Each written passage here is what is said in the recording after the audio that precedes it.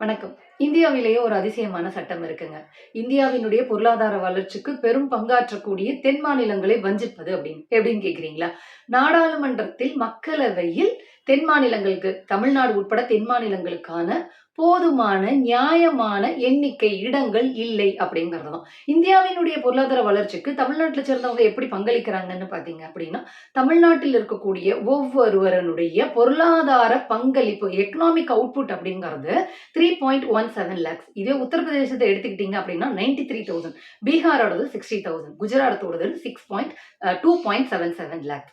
இப்படி இந்தியாவினுடைய வளர்ச்சிக்கு பங்களிக்கக்கூடிய தமிழ்நாடு உட்பட தென் மாநிலங்களுக்கான இந்த நியாயமான இடங்கள் அப்படிங்கிறது கிடைக்காம இருக்கு இல்லையா? இந்த அநீதியை எதிர்த்து தான் திமுக அரசு தமிழ்நாட்டினுடைய முதலமைச்சர் மு.க.ஸ்டாலின் அவர்கள் நடவடிக்கையை மேற்கொண்டிருக்கிறாரு.